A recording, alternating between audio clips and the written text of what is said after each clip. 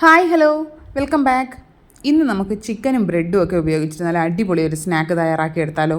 നല്ല ടേസ്റ്റാണ് കേട്ടോ. ഒരുപാട് പരിപാടിയൊന്നുമില്ല, എളുപ്പത്തിൽ കഴിയുകയും ചെയ്യും. എങ്ങനെയാണെന്ന് കണ്ടാലോ.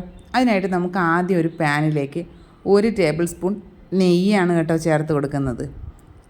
നെയ്യ് നന്നായിട്ടൊന്ന് ചൂടായി വരുമ്പോൾ അതിലേക്ക് ഒരു മീഡിയം സൈസ് സവോള ചെറുതായിട്ട് അരിഞ്ഞതും ഒരു പച്ചമുളകും കൂടി ചേർത്ത് കൊടുക്കുക.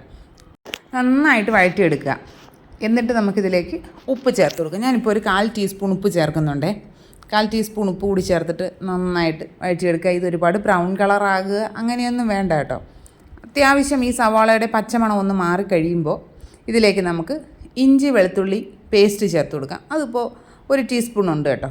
അതുകൂടി ചേർത്തിട്ട് നന്നായിട്ട് മിക്സ് ചെയ്തെടുക്കുക. ഇഞ്ചി വെളുത്തുള്ളി പേസ്റ്റിൻ്റെ പച്ചമണം എല്ലാം മാറിക്കഴിയുമ്പോൾ നമുക്കിതിലേക്ക് മസാലപ്പൊടികൾ ചേർത്ത് കൊടുക്കാവുന്നതാണ്. ഒരുപാട് മസാലപ്പൊടികളൊന്നുമില്ല. ഒരു 1/2 ടീസ്പൂൺ കുരുമുളക് പൊടി ചേർക്കുന്നുണ്ട്. പിന്നെ ഒരു 1/4 ടീസ്പൂൺ ഗരം മസാല. ചിക്കൻ മസാല ഉണ്ടെങ്കിൽ അതും കൂടി ഒരു 1/4 ടീസ്പൂൺ ചേർത്ത് കൊടുക്കണം കേട്ടോ. ഇത് രണ്ടും കൂടി ചേർത്തിട്ട് നന്നായിട്ട് മിക്സ് ചെയ്യുക. ഇനി ചെറിയൊരു കളറിന് വേണ്ടി മാത്രം ഒരു 1/4 ടീസ്പൂൺ കാശ്മീരി ചില്ലി പൗഡർ ചേർത്ത് കൊടുക്കുകയാണ്.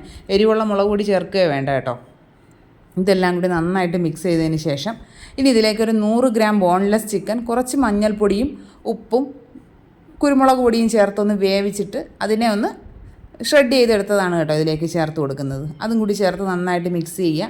ഇനി ഇതിലേക്ക് മല്ലിയില ചേർത്ത് കൊടുക്കുന്നുണ്ട്. കുറച്ച് മല്ലിയിലയും കൂടെ ചേർത്തിട്ട് നന്നായിട്ട് മിക്സ് ചെയ്യുക.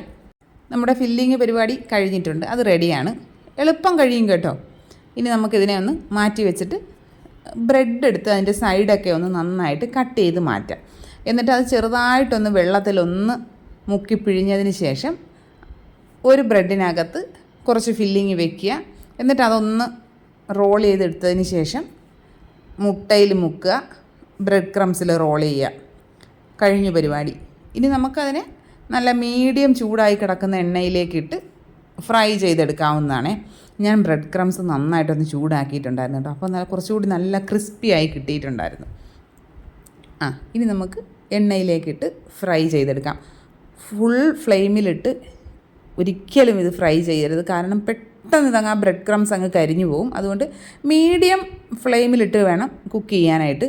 എന്നാൽ ഒരുപാട് ടൈം ഇതിൽ കുക്ക് ചെയ്യാനൊന്നുമില്ലല്ലോ. അതുകൊണ്ട് ഈ പുറം ഭാഗം ഒന്ന് ബ്രൗൺ കളറായി വരുമ്പോഴേക്കും നമുക്കിത് കോരിയെടുക്കാവുന്നതാണ്. നമ്മൾ തിരിച്ചും മറിച്ചുമൊക്കെ ഇട്ട് നന്നായിട്ടൊന്ന് കുക്ക് ചെയ്തെടുക്കണം.